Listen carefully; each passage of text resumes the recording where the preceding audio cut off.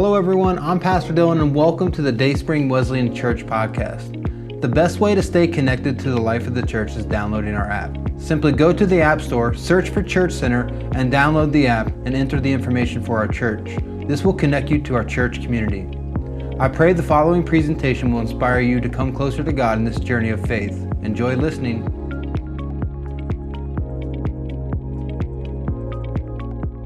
One of the things that we celebrate today is Palm Sunday, and Palm Sunday is unique because it's the day that we read that Jesus came into the city. He was riding on the donkey. We read that they were waving palm branches and they were talking and praising him about coming in, which is just this complete joyous celebration that I think all of us are willing to sit in. But then, throughout the course of the week, all of a sudden, all those kind of praiseworthy statements really changed to vulgar, more, let's crucify him, let's get him. And that whole crowd changes on him. Now, I don't know about you, but there have been times that I've been in certain crowds. And again, I'm a big sports guy, so it's probably one of the analogies I use a lot. But there's something about going to a sporting event and seeing all the fanfare that comes along with it. You know, whether it's a high school game or college game, I love going to the High State Buckeyes and seeing the band come out and do their thing. And people get so excited about that. But it's like, it's pumping us up. It's getting us ready for the game. Even in high school, they come out, they play the fight songs. You deal with your alma mater and you take time to do the flag and the national anthem. And all that stuff just pours into this whole thing. And there's all that excitement. And at the end of the day, you think, man, our team's got a chance. Like when we go in here, we are expecting this team to win. But it's amazing how you can go in with all that excitement. And then all of a sudden you start getting in the game. And there's a couple calls that don't go your way. And all of a sudden you as a fan, you just start getting a little bit more tense. You feel a little bit more pressure and you start yelling things. You're yelling to the ref. You're yelling to one another. Things start to intensify a little bit. All of a sudden, a couple plays don't go the way that you wanted them to. Somebody drops the ball, somebody makes a mistake, and all of a sudden, all these fans that were praising all these people coming in, they sort of now turning on the team, or they're sort of turning on the coaches, and they're getting a little bit more aggravated. And then all of a sudden, you can tell because even in these big moments, all those people who are actually playing the game, they begin to feel the pressure of the crowd. And all of a sudden, they start making more and more mistakes because all of a sudden, they feel the immense amount of weight that is on there. And all of a sudden, it's, you know what I mean? Everybody kind of loses it in the moment. And I think that all of us, even though we understand that sports analogy, I think that we have the same things that go along even in our own lives. You know, there are those moments when we're really excited about something we're stepping into. So I even joked this morning, like when, my wife and I first got married, man, it was fantastic, right? I mean, we're stepping into this new relationship. She's looking at me and think, I get to spend the rest of my life with Chuck. Like, how awesome is that, right? So some of you are laughing. Like, I don't think it's funny, but she gets to step in this moment, right? And, we have that surge of just like, man, we get to be with each other for the rest of our lives. And even though we're excited about that, man, that can change, right? Within a year, a little bit longer, all of a sudden that was like, we got to spend the rest of our lives together. And all of a sudden it's like little things will come in the relationship it just kind of intensifies the pressure, right? You start having kids and you might disagree on how you should raise those kids and you find out that they're going to push your buttons and it provides a little bit of pressure on the relationship. All of a sudden, you have all these expenses and stuff, and you think the money should go one place, they think the money should go one place, and all of a sudden you feel the pressure of jobs and sustaining money and stuff, and that adds into it, All of a sudden, you find out that you've been putting the toilet paper wrong on the roll for the last 10, 20 years, 10 years, like I've been, like I married at 10. That was crazy, okay? But yet, you start to feel all those pressures, right? And what I found is that, my wife said she married me because I was funny. Well, she doesn't think I'm as funny anymore as she once did, when we get into those pressure situations, right? So we get that, and it's not just about families, but we can have those same kind of things in jobs, right? We can go into a job and we can be really excited that we're going to get a paycheck and we get to do this job, but all of a sudden we get in there and little things start happening that provide us a little bit more pressure. Maybe somebody else got the promotion we thought we should get. Maybe things aren't quite going our way, and maybe the bosses have changed over us and we feel like they're hanging over us a little bit more, and we feel all those pressures. And what's interesting, when we feel those pressures, whether it's family, whether it's job, or maybe even in the church, When we start to feel those pressures, like sometimes we sort of lose control, right? And we start doing things differently or acting and responding differently. And so that's why I love this passage today, because I want us to look at like 4 different groups that are in this passage. And I want us to just sit with those different groups. And again, I'm going to try to fly through a little bit today, because honestly, we have something special we want to do at the end of the service that I don't want you to miss this moment today, all right? But let's focus in on this word for a moment. But there's 4 different groups I want us to look at. First of all, there's the group of religious leaders of the Sanhedrin, they've already tried Jesus, right? But there's a pressure on them that we're going to see in this story. There's also Pilate, who's the governor of the area. And Pilate is feeling a little bit of pressure in what's going on as well. We're going to see that the crowd eventually gets involved, and all of a sudden there's this sort of peer pressure, this mob mentality that begins to develop, and they begin to sense the pressure. And then you have Jesus in the midst of all of this, who we already know has felt pressure because we sat with him in the garden, right? And we heard his prayer, and we knew that he sweated blood as he was in this moment. And I want you to notice him specifically, because when everybody else is sort of losing control in the midst of all their pressure they're feeling, the one who had the most pressure on him is the one that keeps control in the moment.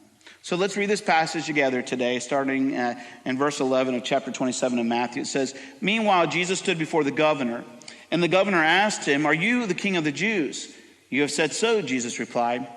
When he was accused by the chief priests and the elders, he gave no answer. Then Pilate asked him, 'Don't you hear the testimonies they are bringing against you?' But Jesus made no reply, not even to a single charge, to the great amazement of the governor. Now it was the governor's custom at the festival to release a prisoner chosen by the crowd. At that time they had a well-known prisoner whose name was Jesus Barabbas. So when the crowd had gathered, Pilate asked them, 'Which one do you want me to release to you, Jesus Barabbas or Jesus who is called the Messiah?' For he knew it was out of self-interest that they had handed Jesus over to him. While Pilate was sitting in the judge's seat, his wife sent him this message, 'Don't have anything to do with that innocent man, for I have suffered a great deal today in a dream because of him.'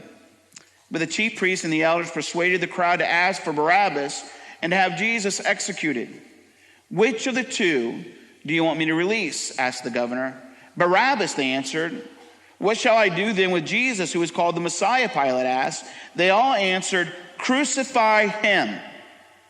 'Why? What crime has he committed?' asked Pilate. But they shouted all the louder, 'Crucify him.' When Pilate saw that he was getting nowhere, but instead an uproar was starting, he took water and he washed his hands in front of the crowd. 'I am innocent of this man's blood,' he said. 'It is your responsibility.' All the people answered, 'His blood is on us and our children.' Then he released Barabbas to them. But he had Jesus flogged and handed over to be crucified."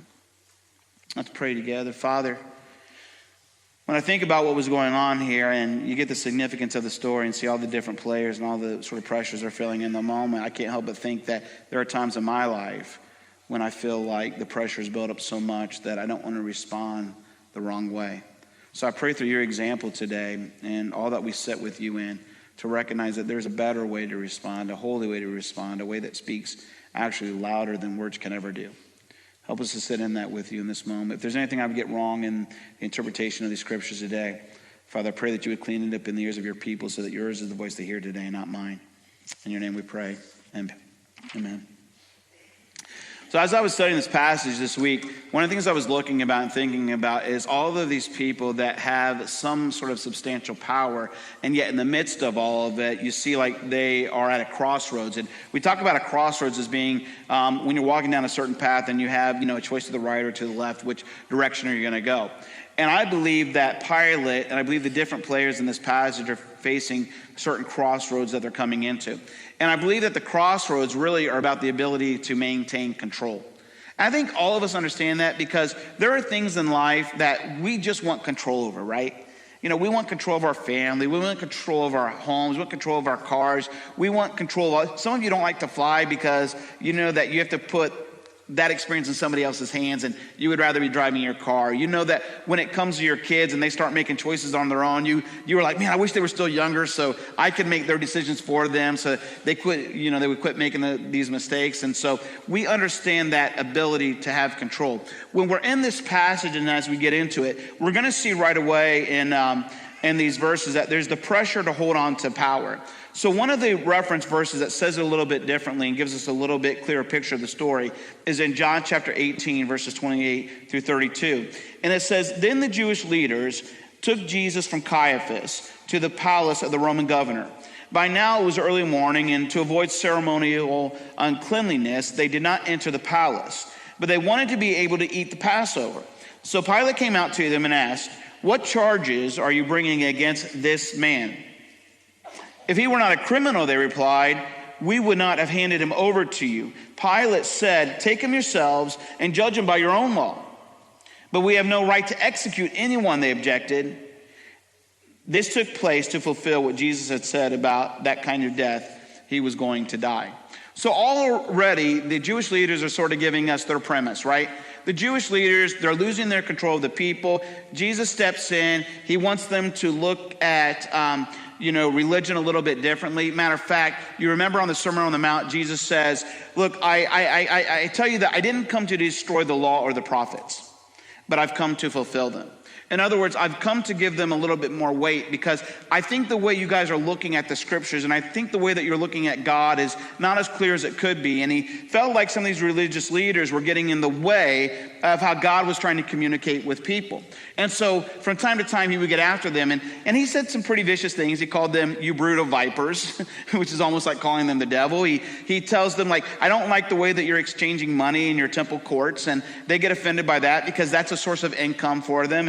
And they see all the miracles that Jesus is doing, and they can't perform those same miracles. So it just feels like Jesus is getting all the accolades, and they don't seem to be getting anything. But what's interesting is Jesus only heals to bring people closer to Christ. Everything they're doing is maintaining their control over people and is becoming like a barrier to people and God.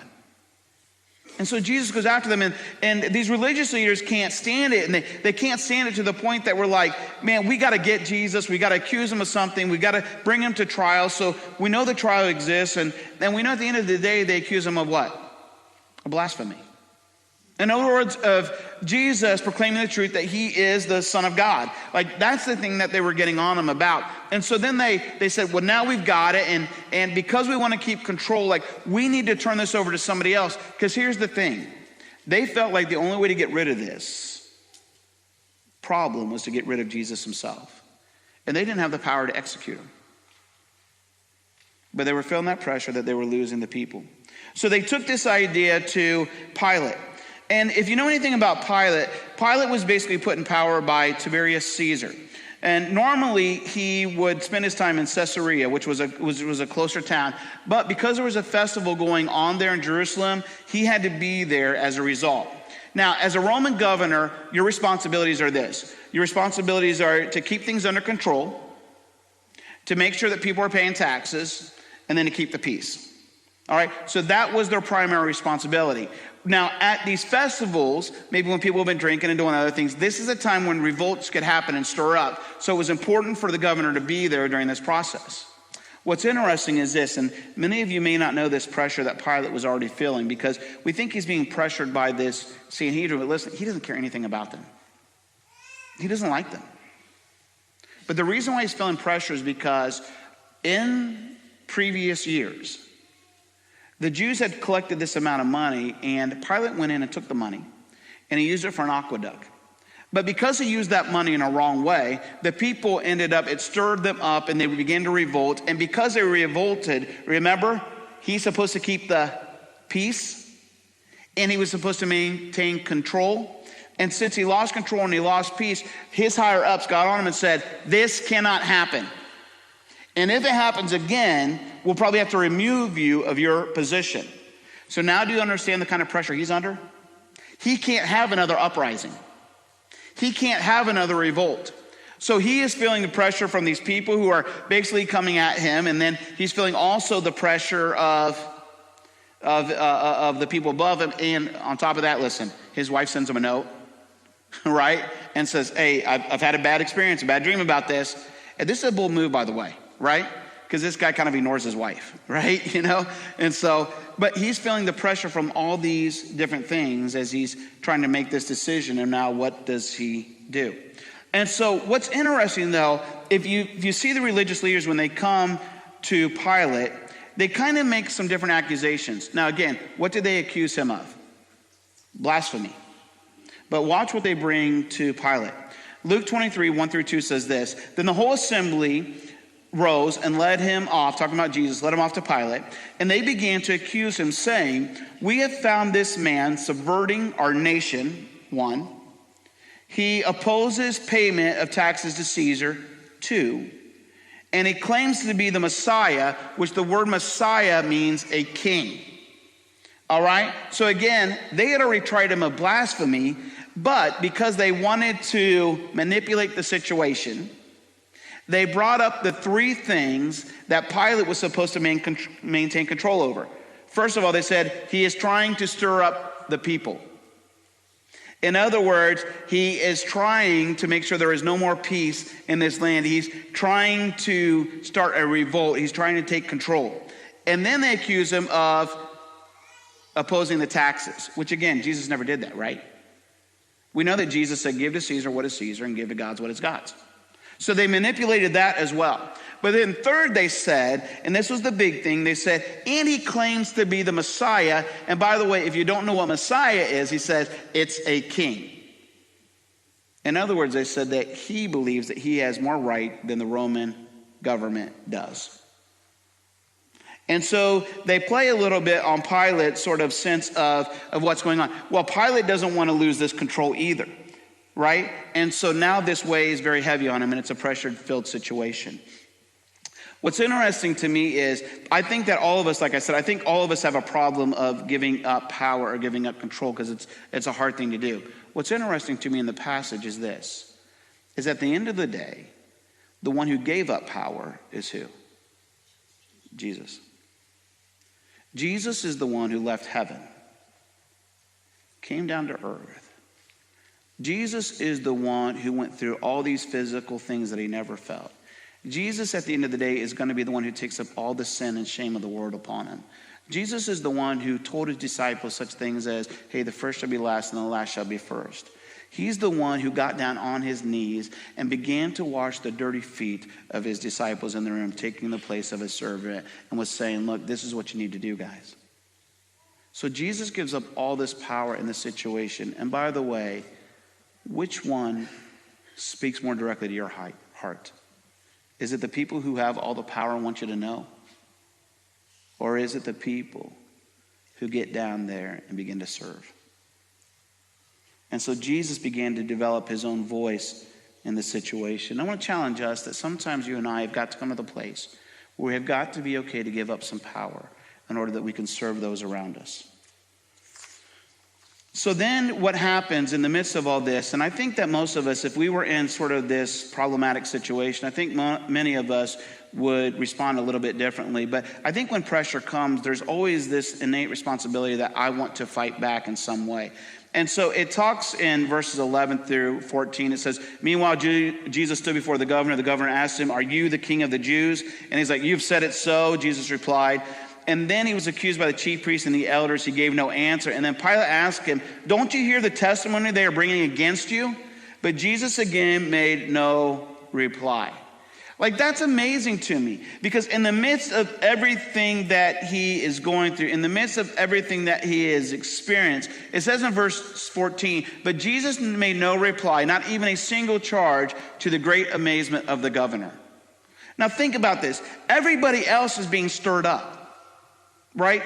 I mean, the religious leaders, they were stirred up because of things Jesus said. Even though he was speaking the truth, they were stirred up and they came out against him and they began to they feel this pressure. We don't want to lose our power. And so they're saying and doing crazy things. Now the governor is sitting there, and I think to some degree he's trying to bait Jesus. He's like, because I think he needs a reason to accuse him. Because he's reading it and he's like, man, I don't think there's anything wrong with this guy. And I don't really care for them either. And so Jesus, give me a reason. He's like, don't you hear the accusations? Don't you hear the things that they're bringing against you? Because you and I know that if we are accused, what's our response normally? I didn't say that, I didn't do that, and by the way, here's some things that you need to think about. And we start bringing charges against them. And how does that go for you normally? You know, are people like, well, thank you for going off on me? You know, like it doesn't help. And Jesus knows that right in this presence, like his words aren't going to do any good. So he does what? He remains quiet. And the crazy thing is, he's ruled over cases like this time and time again. And he's like, this is different. Nobody can take this kind of abuse verbally and not say anything. But here is this man who is underneath all this pressure being Jesus, and Jesus doesn't say anything. So then in verse 23, in Luke chapter 23, verse 4 through 12, what we happen is then Pilate begins to ask them some questions, and they say something about this man being a Galilean, and he's like, oh, he's a Galilean, I'll send him over to Herod, because I can't find anything wrong with them. And so he sends him to Herod, and we're told in these passages that Herod is excited because Herod has heard about Jesus. He's heard about these miracles and these signs and these wonders that he's done. And so Herod can't wait to see him. And he brings him in, he says, okay, now show me some of those miracles, show me some of that stuff. And Jesus, again, doesn't do anything. He doesn't do anything because Jesus only uses a sign of miracles to bring people to Christ, bring people to God. And so in that moment, Herod is like, well, this guy can't do anything. And then he begins to ridicule him. He begins to poke fun of him, maybe to stir him up again, and maybe he'll get a see miracle. Then he puts a robe on him to basically make fun of him. And then they send him back to Pilate, and it says that Herod and Pilate became friends along the way. But even Herod couldn't find anything wrong. And what's amazing is even though they're attacking him, even though they're coming against him, even though they're making fun of him, with all that pressure, that if you and I felt like we might go crazy, Jesus does what? He remains calm. He remains calm. And I honestly believe that his actions speak louder than anything that you and I could have said. If Jesus would have attacked them, if he would have went crazy, if he would have went after them, if he would have started sending the angels and say, let's go get these guys, they're being ridiculous and all that, it wouldn't have spoke as loud as his silence did. And it's amazing to me how God often speaks in the quiet moments of our lives. Jesus remains calm, which again to us tells us that maybe you and I need those moments where we remain calm. I always talk about the power of the pause because there are certain pressures that we overcome that we need to just wait a moment. And we just heard somebody talk to us this week, and they used the word wait as an acronym. And they said, the wait is this: why am I talking? And I think sometimes that you and I can get stirred up into a frenzy because we haven't stopped and listened closely enough to hear the real truth or the real evidence out there, which brings us to our next point. There's always the pressure to do what's right or to do what's easy. So if we read John 18:33 through 38, it says, Pilate then went back inside the palace, summoned Jesus, and asked him, are you the king of the Jews? Is this your own idea, Jesus asked, or did others talk to you about me? Am I a Jew? Pilate replied, your own people and chief priests handed you over to me. What is it you have done? Jesus said, my kingdom is not of this world. If it were, my servants would fight to prevent my arrest by the Jewish leaders. But now my kingdom is from another place.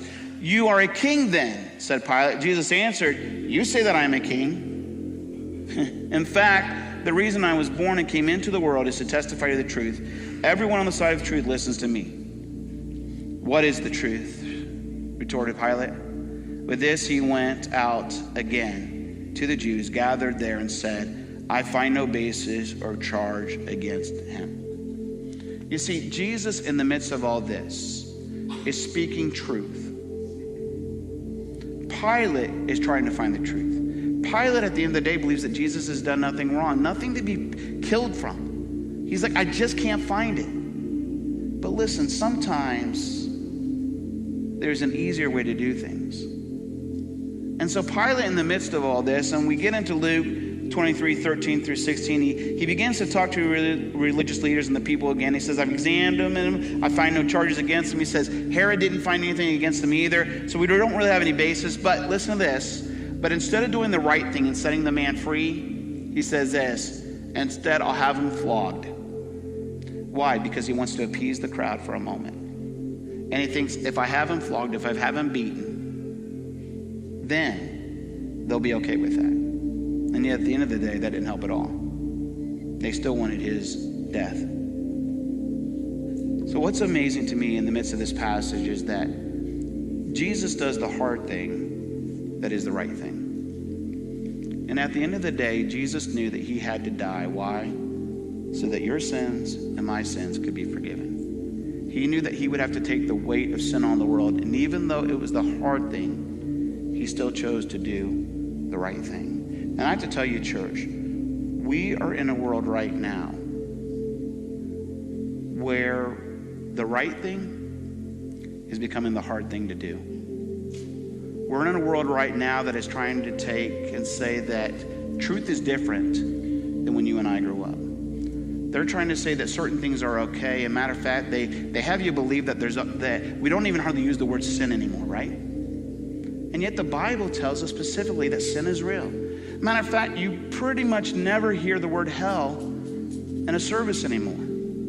But yet we know the Bible tells us there is a heaven and there is a hell. And that if you and I don't get things right with God, that our sin will make us be cast into hell. Like, how do I know that's true? Because as I learned as a kid, the Bible tells me so.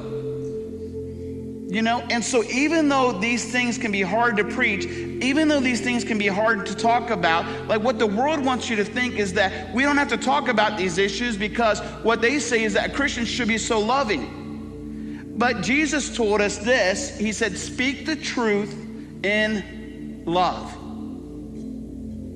And so the hard thing can be to share the truth. But I share the truth because I love you. And some of you get that because you've had to have the hard conversations from time to time with your kids. You've had to have the hard conversations with your spouse and say, look, I love you, and that's why I'm giving you this hard truth. Jesus does the hard thing that is the right thing. And so as we move on quickly, and I'm not going to read all these passages, but I want you to understand that now as Pilate is feeling the pressure and he thought the flogging would help him, he now says to the crowd, you know, who do you want me to give up? And what you have to understand is in these passages, verses 15 through 23, Pilate is feeling the pressure of the crowd. The crowd is calling for Jesus' head. They're like, you can release this other criminal. We want Jesus to die. And he is feeling the pressure of that. And listen again, in this world, you and I are going to feel the pressure to become more like the world. And yet God says, I've given you my word. I've given you my life. I've given you prayer. I've given you time to spend with me. Like, you and I need to sit in those moments with Jesus and understand no matter how pressed we are by the world, no matter how pressed we are by the crowd, that you and I need to still live by his truth. You know what I think helped Jesus at the end of the day? I think that time he spent in the garden, I think was pivotal for him. Because as he was feeling all that pressure and as he was praying to God and as he was asking that cup to be removed, at the end of the day, he was resolved to do this. He resolved to do the Father's will. Because he took a moment to wait in his presence and say, God, where do you want me to go? And because of that resolve, he stuck true. You and I have got to come to the place where you and I have to be resolved in this world that the word of God is still true, and that's what we follow. And you and I need to take some moments to be with God and say, speak to me, Lord, for your servant is listening. Jesus resolved to do his Father's will, and you and I need to as well. So before I call somebody up here, and we're going to go a little bit over like I warned you about, and if you need to go, I understand, but man, I think you're going to miss something if you leave. But at the end of this story, as we're getting into it, as we read this historical account, we find Pilate that I think he's so kind of like, I don't know what to do with this, but he feels pressed by the crowd, that it says that he washes his hands, which is more of a Jewish custom, but he kind of gives into their custom and says, I'm going to wash my hands. And he says, and I wash my hands because I'm innocent of this man's blood. And he says, I want to be clean in this situation. And I think there's a pressure to stay clean. Pilate felt it. He's like, you know what? I don't want anything to do with this because I think we're doing this for all the wrong reasons. I don't want to be a part of this. I'm going to wash my hands, and this is on you. And then, by the way, they make a powerful statement. They don't realize it. Then they're like, his blood be on us. And by the way, if his blood isn't on you, you're never going to be free from sin because it's by the power of his blood that we're made whole, right? But I want you to take you back to the beginning of the story too. The Jewish leaders would not enter the palace of Pilate. Why? Because they didn't want to be ceremonially unclean. Because if they walked in that man's house, guess what? They couldn't celebrate the Passover together. By the way, think about how crazy this is, right? They don't want to be ceremonially unclean. Pilate washes his hands. When he has the power to set them free, he doesn't want anything to do with this. And at the end of the day, they're all dirty in their response. These religious leaders who want to be clean, they're plotting somebody's death. They're dirty as can be. And what's interesting to me, the one person in the story that is as clean as anybody, that has never done anything wrong, he's the one at the end of the day that gets dirty. And why does he get dirty? So that you and I can be made clean. He took all the sin of the world on him in that moment. Why? Because of his love for you. He wanted you to be clean before a holy God so that you could get to heaven. Thanks again for listening. If you are located in the Marion area, we would love to have you join us at one of our Sunday morning gatherings. For directions, service times, and information about our fantastic children and student ministries, please visit us at dayspringwesleyan.org. That's dayspringwesleyan.org.